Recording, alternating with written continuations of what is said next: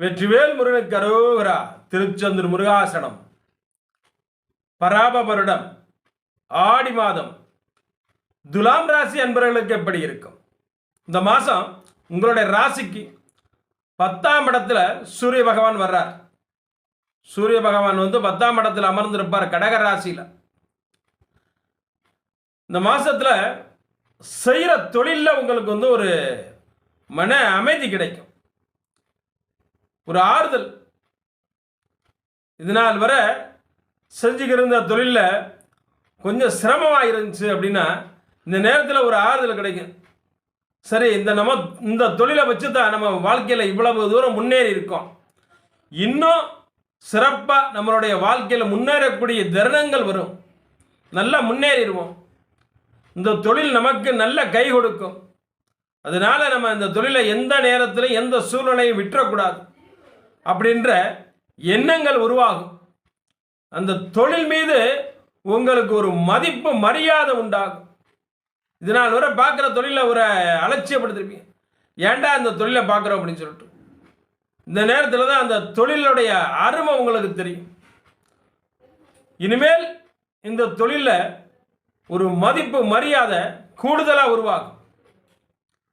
மனசில் இருந்த பாரங்கள் எல்லாம் ஒரு தெளிவு கிடைக்கும்.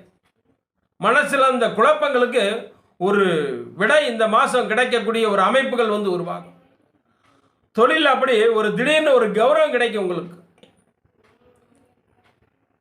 இந்த தொழிலுக்காக ஏதேனும் ஒரு வங்கியில் கடன் போட்டுருந்தீங்கன்னா அந்த கடன் கிடைக்கக்கூடிய அமைப்பு உருவாகும். தொழிலில் ஒரு நல்ல மாற்றங்கள் உருவாகும், தொழில் விருத்தியாகும்,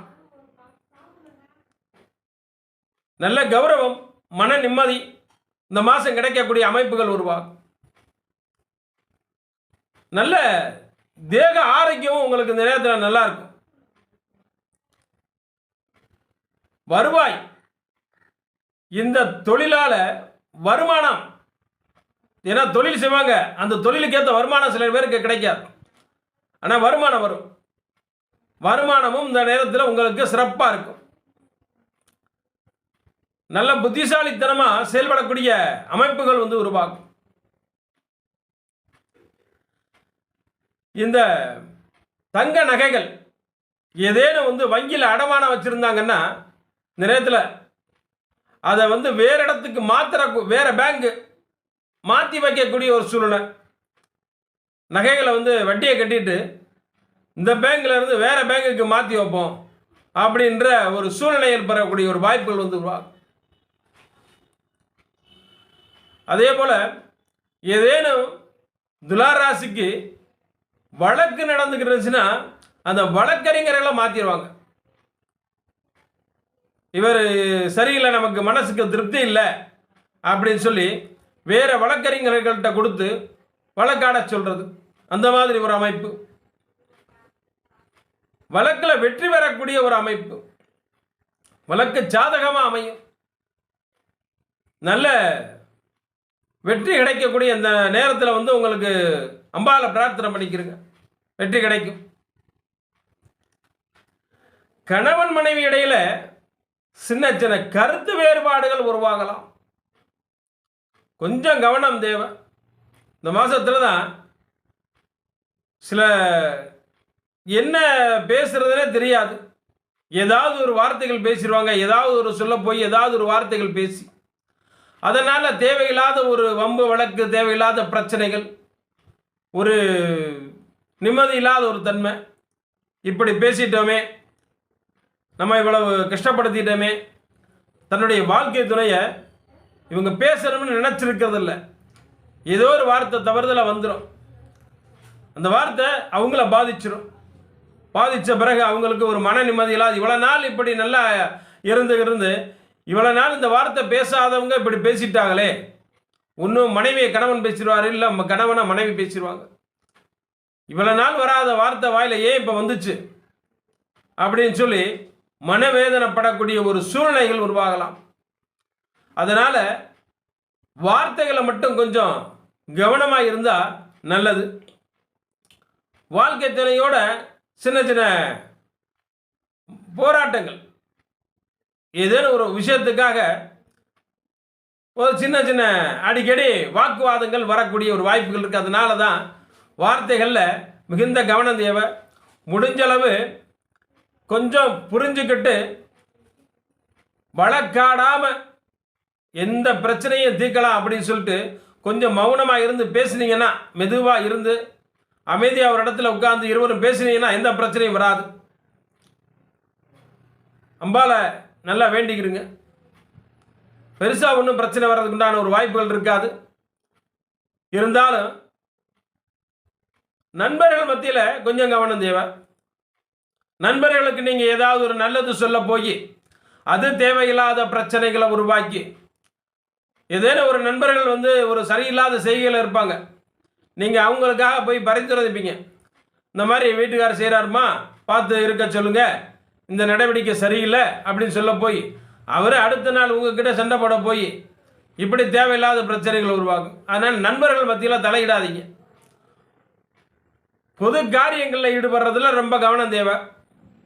ஒரு திருவிழாவை தலைமை எடுத்து நடத்துகிறேன், ஒரு திருவிழாவில் பொறுப்பாக இருக்கேன் அப்படின்னு சொன்னால் அதில் ரொம்ப கவனமாக இருக்கணும். உங்களை குறை சொல்கிறதுக்குனே ஒரு கூட்டம் சூடு இருக்கும். அந்த கூட்டத்துக்கு மத்தியில் நீங்கள் தலைமை தாங்கி நடத்தணும். அப்படி நடத்தும் பொழுது மிகுந்த எச்சரிக்கையாக இருக்கணும். கவனமுடன் இந்த செலவுகளெல்லாம் எழுதி வைக்கணும். இல்லைன்னா அப்படி பண்ணிட்டா இப்படி பண்ணிட்டான்னு உங்கள் மேலே வீண் பலி வரக்கூடிய ஒரு வாய்ப்புகள் உருவாகும். தலைமை பொறுப்பு எடுத்துகிறவங்களுக்கு ரொம்ப கவனம் தேவை இந்த நேரத்தில். ஏன்னா ஆடி மாதன்றதுனால கோவில் திருவிழாக்கள் உருவாகும். கோவில் திருவிழாக்களில் இவங்களை தான் தலைமையேற்று நடத்த சொல்லுவாங்க. அப்படி தலைமையேற்று நடக்க சொல்லும் பட்சத்தில் சில வேறுபாடுகள் என்ன வேறுபாடுகள்னா, யாராவது சொல்லிடுவாங்க நீங்கள் இந்த இதை பண்ணணும் அதை பண்ணணும், இவர் அதை கேட்க மாட்டார், இவர் நான் சொல்கிறத நீங்கள் இதுதான் நல்லா இருக்கும், நல்லதை நினச்சி செய்வாங்க. இவங்க நம்ம கிராமத்துக்கு எது சேவையோ எது தேவையோ இதுதான் நல்லா இருக்கும் அப்படின்னு சொல்லி இதை செய்வாங்க. அதை எதிராளி ஒத்துக்கிற மாட்டான். அதை ஏன் செஞ்சு எதை செஞ்சு அப்படின்னு சொல்லிட்டு ஒரு தவறுகள் கண்டுபிடிக்கக்கூடிய ஒரு மாதமாக அமைஞ்சிடும். அதனால் மிகுந்த எச்சரிக்கையாக இருந்து திருவிழாவை நடத்தணும். ரொம்ப கண்ணியமாக நடக்கணும்னு நினைப்பீங்க. உங்கள் கண்ணியத்துக்கு குறைபாடு வரக்கூடிய ஒரு வாய்ப்பாக அமைஞ்சிடும். சில பேர் உங்களை வீண் பலி சுமத்துறதுக்கே கூடியிருப்பாங்க. அதே போல் சாப்பிட்ற உணவை கொஞ்சம் இந்த மாதம் முழுவதுமே அசைவ பிரியர்களாக இருந்தால் சைவ பிரியர்களாக மாறிடுங்க. ஏன்னா அசைவம் சாப்பிடும் பட்சத்தில் உங்களுக்கு சில அஜீரண கோளாறுகளோ வயிறு சம்பந்தமான பிரச்சனைகளோ உருவாகக்கூடிய ஒரு அமைப்புகள் உருவாகும்.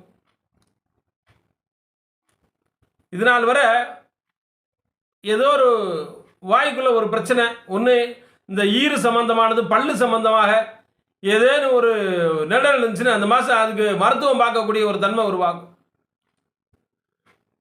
அடிக்கடி சாப்பிடும்போது என்ன சாப்பாடை சாப்பிட்டாலும் சரி ஏதாவது ஒரு மண் கிடக்கிற மாதிரியே கல் கிடக்கிற மாதிரியே தோணும். அதனால் சாப்பாட்டில் கொஞ்சம் மெதுவாக அவசரம் இல்லாமல் சாப்பிடுங்க. மருத்துவத்தில் கொஞ்சம் கவனமாக பற்களை பார்த்துக்கிறங்க. மற்றபடி இந்த மாதத்தில் உங்களுக்கு நல்ல அம்பாளுடைய அனுகிரகத்தோட வெற்றி கொள்ளக்கூடிய ஒரு மாதமாக அமையுது. தொழில் பார்க்காதவங்க, இதுவரைக்கும் தொழிலில் ஒரு வேறு தொழில் பார்க்கணும் அப்படின்னு சொல்லி சிந்திக்கக்கூடிய உங்களுக்கு இந்த மாதத்தில் ஒரு நல்ல தருணம் ஏற்படும். ஒரு புதுசாக தொழில் பண்ணுறதுக்கு ஒரு ஐடியா உருவாகும். அந்த தொழில் பண்ணுறதுக்கு ஐடியா உருவாகி அந்த தொழில் பண்ணக்கூடிய ஒரு வாய்ப்புகளும் உருவாகும். இந்த மாத கடைசியில் தொழில் பார்க்குறதுக்காக வெளியூரோ வெளிநாடோ போகக்கூடிய ஒரு அமைப்பை உருவாக்குவீங்க.